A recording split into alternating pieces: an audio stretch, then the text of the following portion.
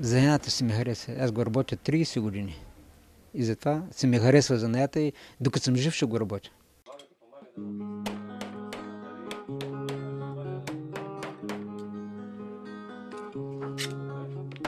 Доста трудоемко, защото трябва да се изчисти самия рог, защото той е побелял.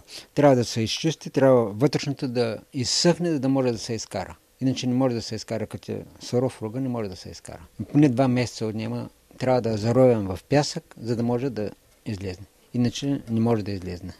Мога да ви покажа сега пресен рог, който не може да го изкараме в никакъв случай. Да го чукаме, както и да го мъчим, не може.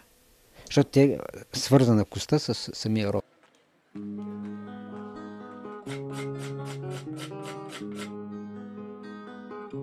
Велин Хажолов, който е треньор на българското кемпо, той дойде и ни каза, иска да направи козия рог, за да играят.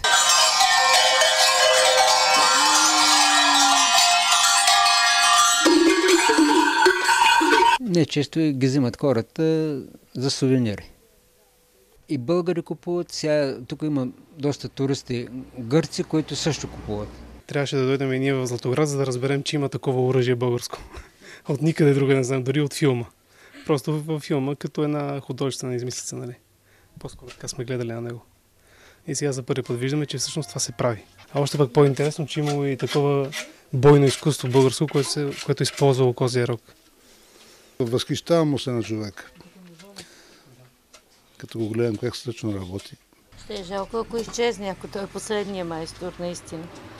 Младите хора искат повече пари, а тук парите са не толкова, сколкото искат младите. И затова младите повече са в чужбина.